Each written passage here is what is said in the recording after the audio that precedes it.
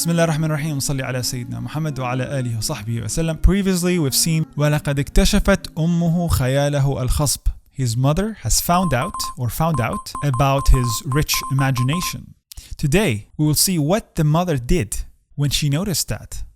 فسعت إلى صقل موهبته بالإرشاد والمتابعة. Let's break it down. فسعت.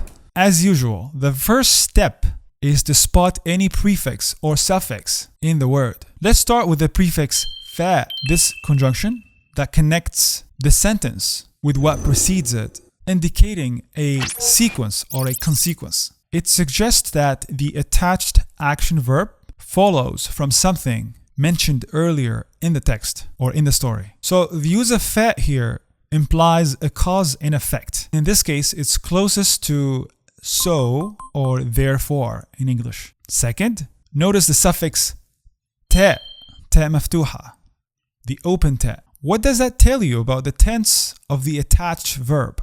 Is it in the present? Is it in the past? Is it for a masculine or is it for feminine?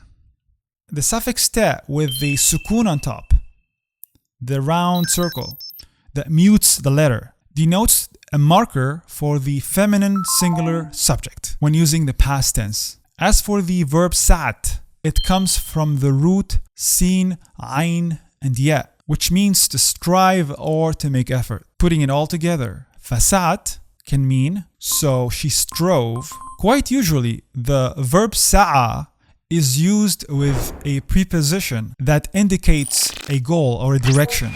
In this case, that's ila, leading us to the meaning, so she strove towards, or so she made an effort to. Saqli, sad qaf lam. No prefix or suffix here. Saqli comes from the root sad qaf lam, meaning polish or refine.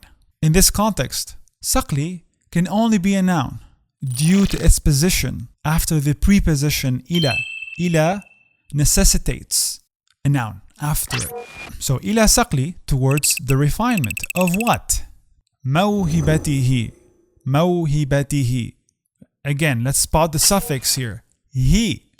Take a try. What does that denote? The possessive pronoun of a singular masculine subject. Mawhiba. Mawhiba means talent or gift. Mawhibatihi, his talent. We are still referring to the main character Diya in this case. So this is clearly an independent and a complete clause.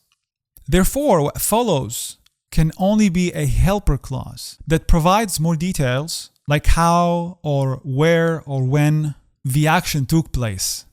Let's find out. بالإرشاد والمتابعة. بالإرشاد. Can you spot two prefixes here? The first one is be. It's a preposition meaning with or by the means of. Be. The second prefix is al. It's the definite article that turns irshad into al-irshad. Now, irshad means guidance. Bil-irshad becomes with the guidance. Wal-mutaba'a. Again, two prefixes. Wa, a connecting conjunction. Al, definite article. Mutaba'a means follow up or continuation. Putting it all together. فسعت إلى صقل موهبته بالإرشاد والمتابعة. So, she strove towards the polishing or the refinement of his talent with the guidance and the follow-up, literally. This suggests that the mother made a concerted effort to enhance or refine the Ya's talent via the means of guidance and ongoing support. This is it for this episode. We'll see you in the next one, inshallah. Dumtum Salimin. Ramadan Kareem.